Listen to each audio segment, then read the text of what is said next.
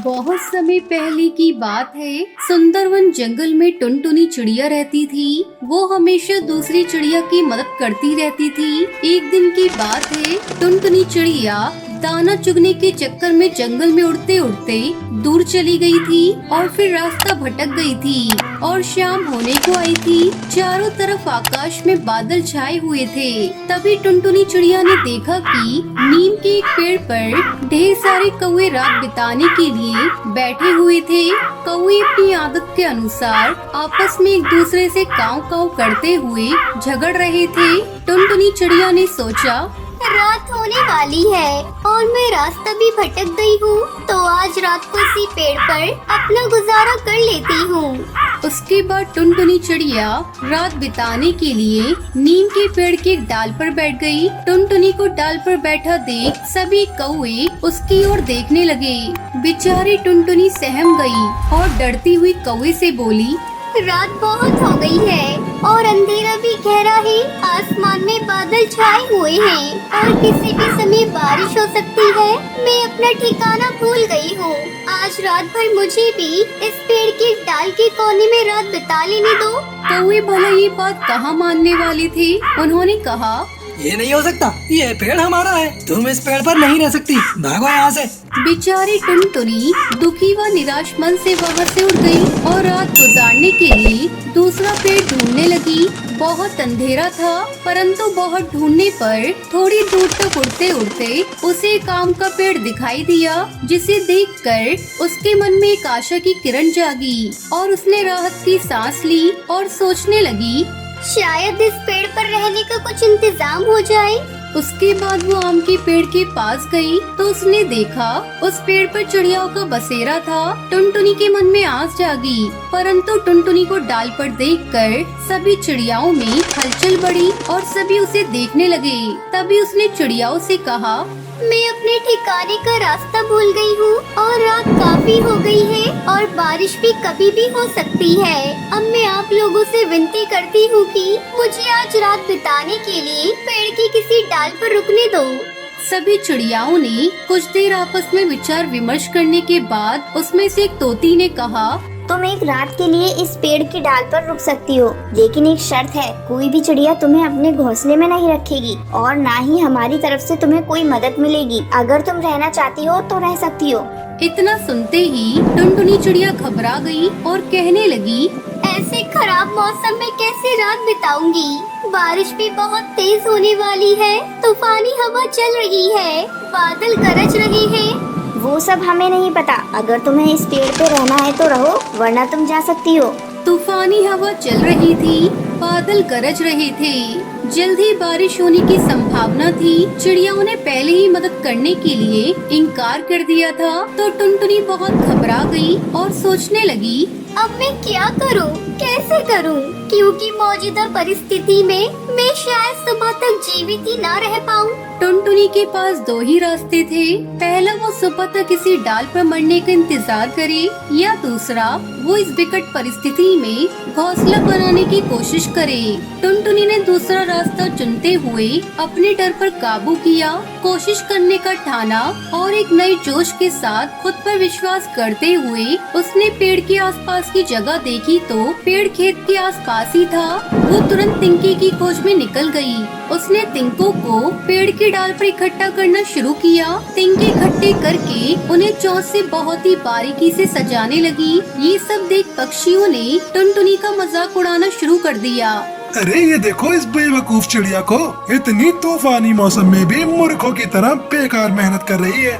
हाँ भाई हाँ, ये तो है ही बेवकूफ, नहीं तो इतनी तूफानी मौसम में मूर्खों की भांति कौन मेहनत करता है। वहीं दूसरी तरफ टुनटुनी अपना घोंसला बनाने में लगी हुई थी। मुश्किल से घोंसला आधा बना ही था कि तेज हवा के झोंके ने घोंसले को बिखेर दिया।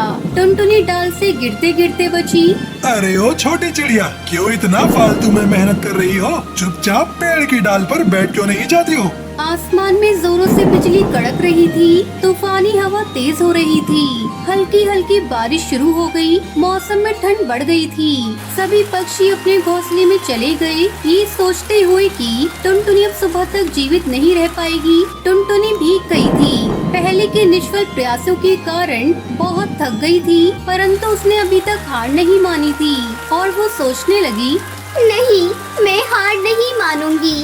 मैं फिर से घोंसला बनाऊंगी। उसने खुद पर भरोसा करते हुए फिर से घोंसला बनाना शुरू किया और एक एक करके सभी तिनकों को सजाया और तब जाकर बड़ी मुश्किलों के बाद उसका घोंसला तैयार था। घोंसला बनते ही टुनटुनी के चेहरे पर एक गजब सी मुस्कान आई। टुनटुनी के चेहरे पे एक अलग ही खुशी थी, क्योंकि उसकी मेहनत रंग लाई, उसके विश्वास की जीत हुई और राहत की सांस लेते हुए टुनटुनी अपनी मेहनत के आशियाने में रात भर आराम करती है। घोंसले में रहने के कारण अब वो पूरी तरह से स्वस्थ थी।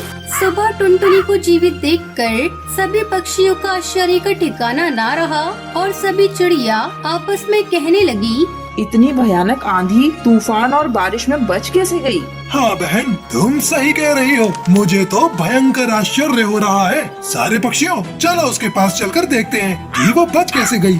उसके बाद सारे पक्षी टुनटुनी के पास जाते हैं तो देखते हैं कि टुनटुनी चिड़िया अपने घोंसले में आराम कर रही थी। वो बिल्कुल स्वस्थ थी। जो चिड़िया रात को उसका मजाक उड़ा रही थी, वो ही सब उसके सच्चे विश्वास, सच्ची मेहनत, बहादुरी के आगे अपने सर झुका देते हैं। हमें माफ कर देना बहन, आज तक हमने इतनी मेहनती चिड़िया नहीं देखी। काश हम लोग तुमको पहले पहचान पाते।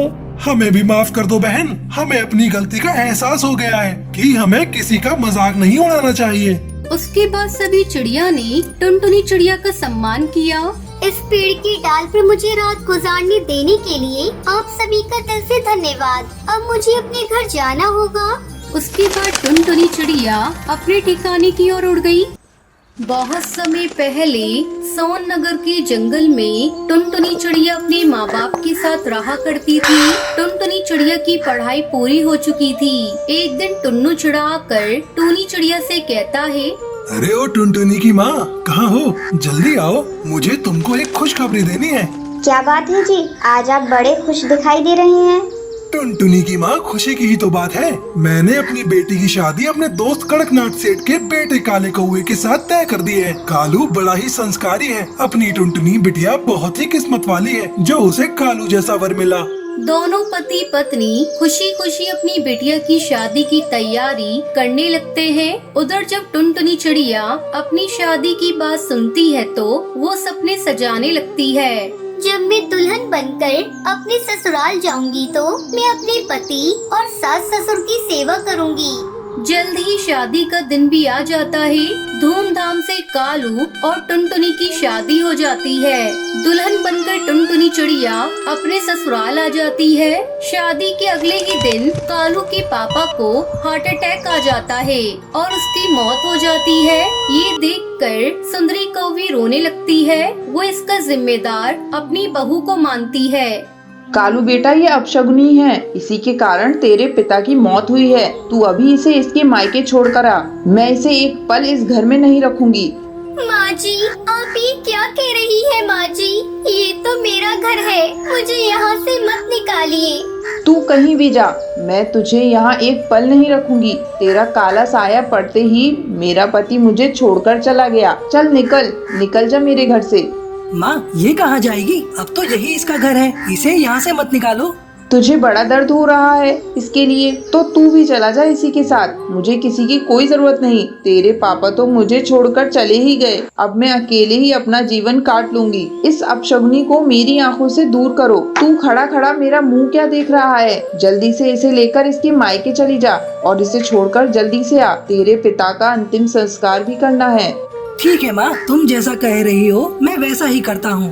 कालू कौआ टुनटुनी को लेकर उसके घर छोड़ने जाता है। कालू जी, मैं अपशगुनी हूँ। आपकी माँ ने मुझे अपशगुनी मान लिया है।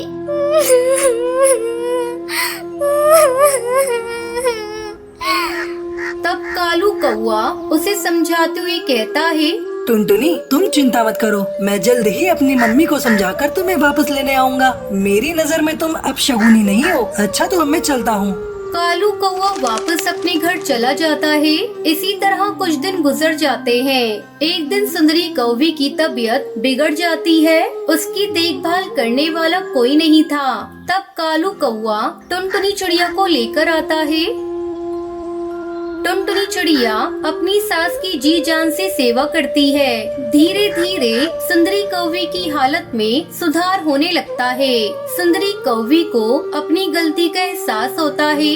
वो टुनटुनी चिड़िया से माफी मांगते हुए कहती है, टुनटुनी बहू मुझे माफ कर दे, मैंने तुझे अपशगुनी कहा। आज तेरे ही सेवा के चलते मैं ठीक हुई हूँ। ये ले इस पूरे घर की चाबी, अब से ये घर तू ही संभालेगी। नहीं, ये चाबी आप खुद ही रखिए। मैं इसे लेकर क्या करूँगी? अभी तो इस घर को आपको ही देखना है। मुझे इस घर में बहू का दर्जा देकर आपने मेरे ऊपर बहुत बड़ा एहसान किया है। उस दिन के बाद से टुनटुनी चिड़िया अपने ससुराल में खुशी खुशी रहने लगती है। एक दिन बबली कबूतरी लूसी को लेकर शॉपिंग करने जा रही थी। वो एक चिड़िया से टकरा जाती है। देख के नहीं चल सकती क्या? मुझे कितनी जोर से चोट लग गई। अरे बबली तू? हाँ, मैं यहाँ एक बड़े से घर में रहती हूँ। और तू बता, तू कहाँ रहती है? मैं तो यहाँ एक छोटी सी दुकान में काम करती हूँ और किराए के घर में रहती हूँ। इतने दिनों बाद मिली है और आज भी तू गरीब है। और मुझे देख, मैं कहां से कहां पहुंच गई। मेरी शादी एक बहुत बड़े अमीर कबूतर से हुई है। इससे मिल, ये मेरी बेटी है। और इसने जो हेयर कटिंग कराई है वो पता है कितने की है? 10,000 की है। ये तो बहुत अच्छी बात है। मैं तेरे लिए बहुत खुश हूँ। तुम गरीब पक्षी खुश होने के सिवा और क्या कर सकते हो? खुद का तो कोई वजूद नहीं है। चल मैं अब चलती हूँ, मुझे काम पर जाने में देर हो रही है।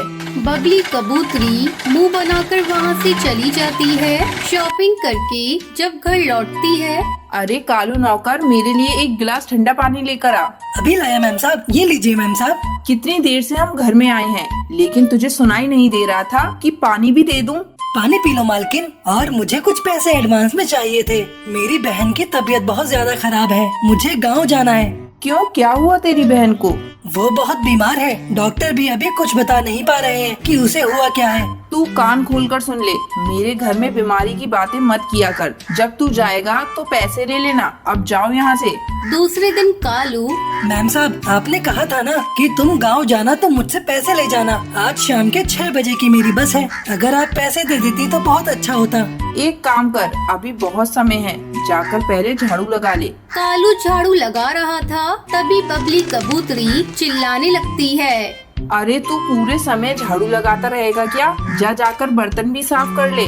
मैम साहब मुझे गांव जाने में देर हो रही है। अगर तुझे पैसे चाहिए तो मैंने जो कहा है वो तो तुम्हें करना ही पड़ेगा।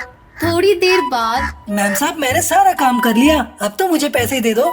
कौन से पैसे? तूने मुझे पागल समझ रखा है क्या? अगर तू गांव चला गया तो घर का काम कौन करेगा? मैं इतनी बेवकूफ नहीं हूँ जो तुम्हें पैसे दे दूँ। जाकर रात का खाना बना। कालू रोता रोता किचन की तरफ जा रहा था। तभी बंटी कबूतर ऑफिस से आता है। अरे कालू तू रो क्यों रहा है? मालिक, मालकिन ने मुझे पैसे नहीं दिए गांव जाने के लिए। अगर मैं गांव नहीं गया तो मेरी बहन की मौत हो जाएगी, तो मैं अपने आप को माफ नहीं कर पाऊंगा। साहब मेरी बहन बहुत बीमार है। ये ले पैसे और तू जल्दी गांव जा। अब बबली सेठ कबूतर से सारा घर का काम करवाने लगती है और खुद फोन पर अपनी सहेलियों से घंटों बातें किया करती।